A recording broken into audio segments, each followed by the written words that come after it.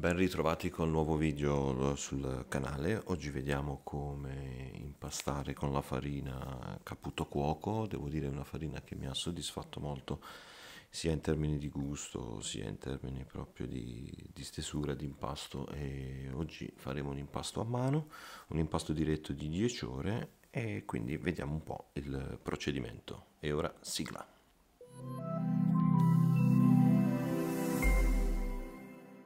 532 g di farina, 372 g d'acqua, una boule di vetro, la nostra bilancia, il sale 15 grammi e lievito 1 grammo, lievito di birra fresco. Ora iniziamo a prendere il lievito, a scioglierlo nell'acqua, e adesso versiamo tutta l'acqua nella boule di vetro e iniziamo a inserire 4-5 cucchiai di farina.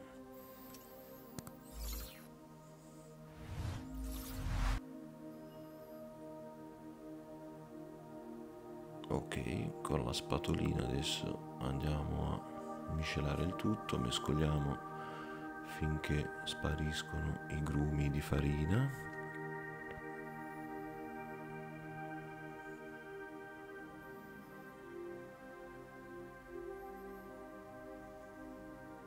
Misceliamo ben bene. Ora io provo anche un po' con la forchetta a sciogliere qualche grumo, però dopo ripasserò alla spatolina, e diciamo un gusto personale anche, come ci si trova meglio. Sciogliete ben bene. Ora infatti riprendo la spatolina, inserisco altri 4-5 cucchiai di farina.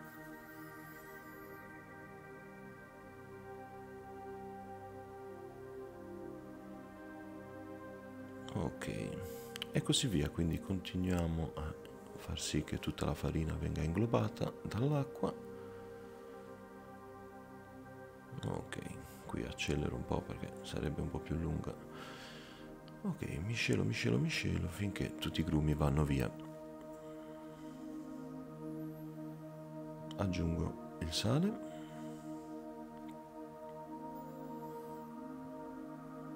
e faccio sì che si sciolga, e continuo ad aggiungere la farina. Quindi solito procedimento: 4-5 cucchiai di farina,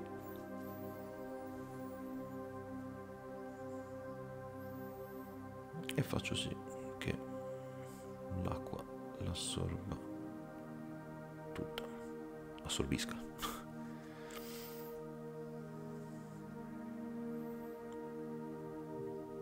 Ok, mano a mano diventerà sempre più difficile da mescolare, però è normalissimo ovviamente, quindi aggiungo altri 4-5 cucchiai di farina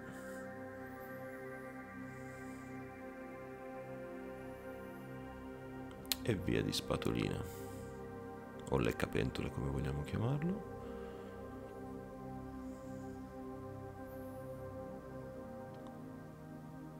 La bolla l'ho comprata dall'Ikea, magari vi lascio il link in descrizione.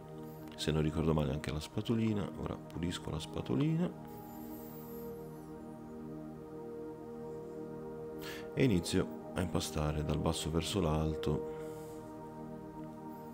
a mano, perché oramai è diventato difficile mescolare. È normale che appiccichi, quindi aggiungo un altro po' di farina. È normale che appiccichi perché comunque è un impasto al 70% di idratazione, quindi è normalissimo, ma vedremo come fare per far sì che non ci siano problemi.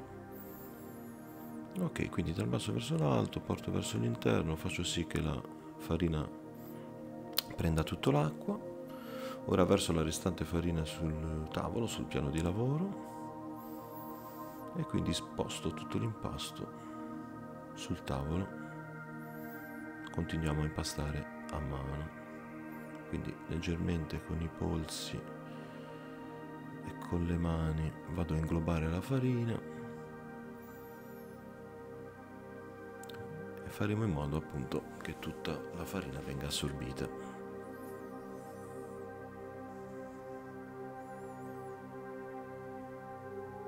A breve comincerà l'impasto ad appiccicare e quindi vedremo come fare. Per adesso continuo, raccolgo la farina, la inglobo, sempre con i polsi.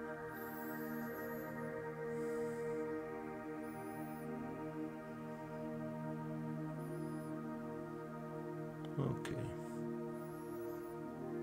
adesso la lasciamo riposare una mezz'oretta coperta dalla boule di vetro. Dopo mezz'ora l'impasto, anche se non sembra, sarà sì grezzo ma molto più lavorabile perché si sarà sviluppata già la maglia glutinica e quindi sarà tutta un'altra storia adesso lavorarlo. Infatti appiccica già meno ed è anche più liscio, quindi continuo a lavorarlo.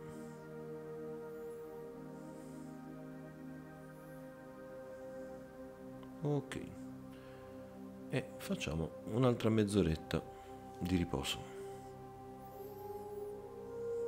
Ok, dopo mezz'ora riprendiamo il nostro impasto, ci possiamo aiutare con la spatola e adesso l'impasto, come si può già notare, è già completamente diverso, sempre più liscio e sempre più lavorabile e soprattutto attacca anche molto meno rispetto all'inizio.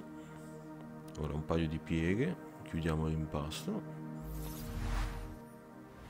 pirliamo leggermente ed ecco la nostra bella pallozza.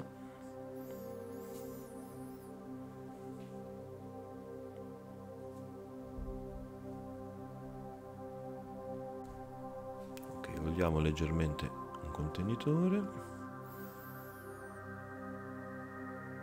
e la mettiamo a lievitare a temperatura ambiente, a me era intorno ai 22 gradi per circa 6 ore, quindi adesso copro con pellicola trasparente e annanna per 6 ore. Ok, dopo 6 ore, eccolo qui, abbastanza lievitato. Cospargo un po' di semola nel mio contenitore, troverete il link in descrizione, molto comodo, comunque lo consiglio. E adesso cospargo un po' il tavolo di olio, giusto leggermente per ungerlo, e andiamo a fare lo staglio in 4 pannelli da 230 grammi circa.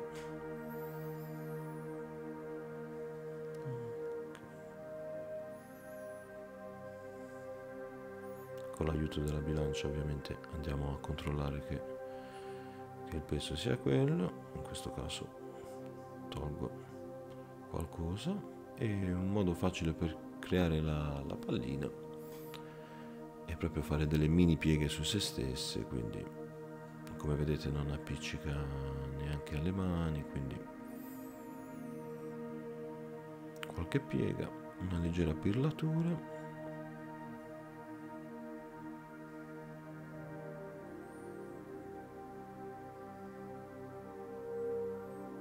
e posizioniamolo nel contenitore e così via adesso con gli altri pannelli,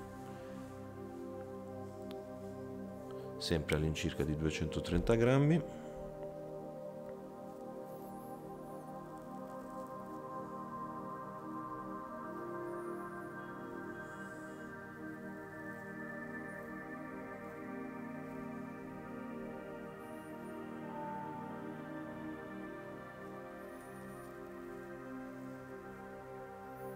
Ok, ci siamo quasi.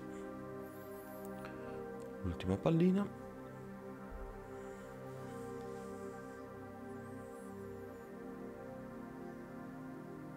Ecco qua.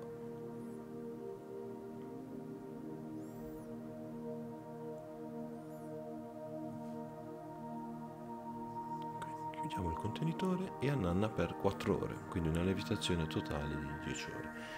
Ecco qui dopo 4 ore come si presentano i nostri pannelli ben cresciuti. E adesso andiamo alla fase della stesura, quindi cospargo un po' di semola rimacinata sul tavolo. Con l'aiuto della mitica spatolina blu, troverete anche in questo caso il link in descrizione, ottima per estrarre i pannelli dal contenitore.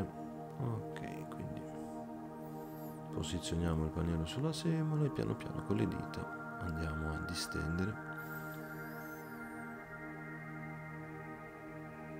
e ad accentuare appunto il cornicione. Come vedete è molto estensibile l'impasto, non torna assolutamente indietro. Mi sono trovato davvero molto bene. Ok, scoppio qualche bolla che si è creata sul cornicione, altrimenti poi nel fornetto a ariete si brucia. Molto facile che tocchi le resistenze, quindi ok. Adesso, anche se sono uscito forse leggermente dall'inquadratura, vado semplicemente con i pugni un po' a distendere l'impasto, lo posiziono sulla pala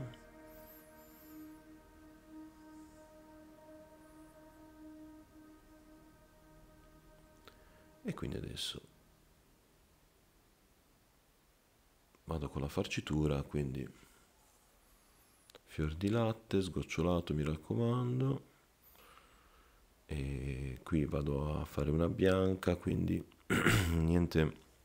Utilizzo in questo caso della salsa di pomodoro, un filo d'olio, l'olio è quello di un mio caro amico dell'azienda Amore Coltivato, ne riparleremo, e adesso in forno. Ed eccola qua, questa è la prima, mortadella, basilico e mozzarelline. Questa è un'altra che ho fatto semplicemente con acciughe. E devo dire che era davvero buona, leggera, molto gradita. Questa è un'altra semplice margherita, quindi sono davvero soddisfatto di questa farina e devo dire che molto probabilmente la riproverò in altre circostanze. E questa è la margherita.